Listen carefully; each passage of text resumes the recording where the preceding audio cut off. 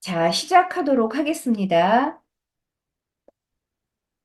예, 이제 첫 번째가요. 꿈의 형태화라는 거죠. 이 형태화라는 거는 뭐냐 하면은요. 우리가 이제 꿈 이야기를 해요. 내가 꿈을 꾸었는데 하면서 이제 시작을 한다는 그 자체가 꿈을 이야기 공간 안에 이렇게 끌어들이는 거죠. 그래서 이야기 공간이라는 것은 다른 사람들도 같이 함께 공유하는 그런 공간을 말한다. 이제 이러는 거예요. 그래서 우리가 하는 작업이 뭐냐면은 꿈을 이야기할 때 항상 꿈을 형상화시켜라 이렇게 표현을 해요. 이 형상화시킨다는 것은 이제 머릿속에 그려라 이렇게 이야기를 하면 이제 불분명하게 그려질 때 질문을 할 수가 있죠. 아, 그 집은 어떻게 생겼나요?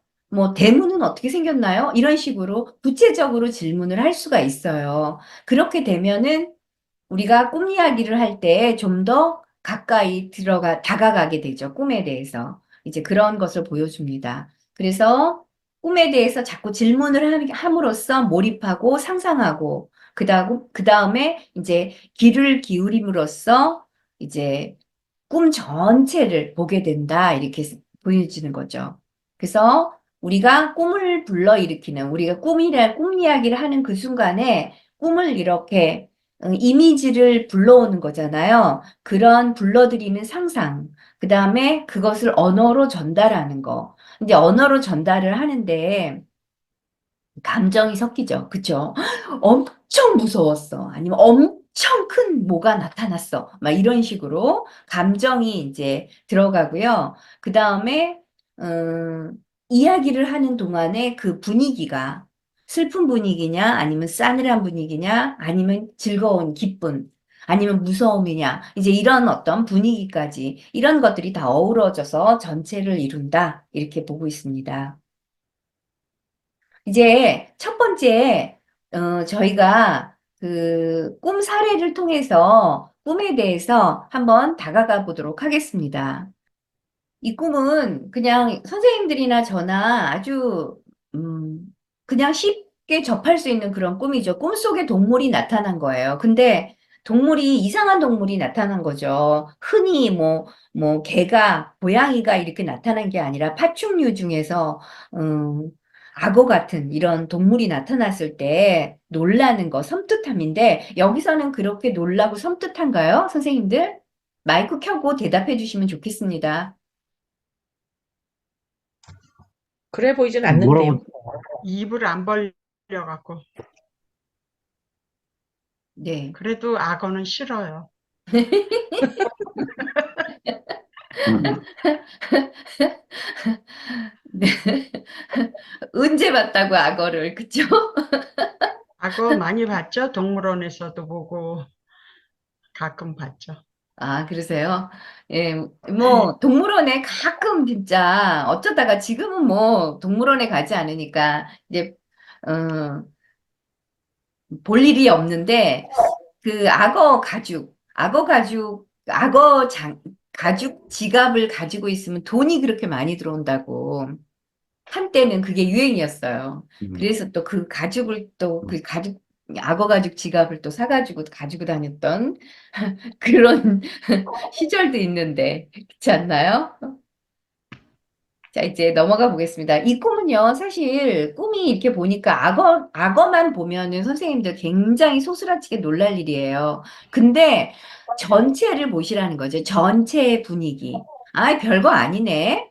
예, 그거죠. 예, 그거예요. 그래서, 어, 그 녀석이 이제 처음에 만졌을 때는 차갑고 비늘이 있는 것 때문에 놀랐지만, 그 다음에 다시 이제 용기를 내서 만지니까 어때요? 만질만 한 거죠. 예, 이러고 사라졌어요. 그래서 이 꿈은 뭐냐? 이제 이것을 가지고 이제 보도록 하겠습니다. 아주 쉬우니까 쑥쑥 지나갑니다. 일단, 꿈을 꾼 사람은 우울한 상태였대요. 그랬는데, 우울한 상태로 잠이 들었고, 우울한 상태에서 잠을 깼는데, 뭐, 그다지 우울하지가 않은 거죠. 뭔가, 이거? 아주 흥미진진해. 박진감 있는 꿈이야. 이제 이렇게 생각했던 것 같아요.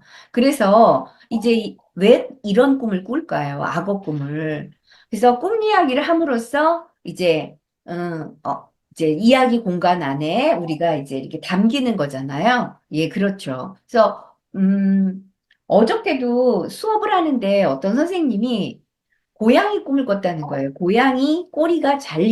꼬리가 잘린 고양이 꿈을. 근데 그 선생님은 계속 꼬리가 잘린 고양이에 대해서 계속 이야기를 하는데 사실 그 꿈에는 고양이 꼬리만 나온 게 아니라 멋진 연예인도 나오는 꿈이었어요. 근데 연예인 얘기는 안 하고 고양이 꼬리만 얘기를 하는 거예요. 그러니까 고양이 꼬리만을 가지고는 이야기가 안 돼요. 해석이 안 돼요. 연결을 해주어야 돼요.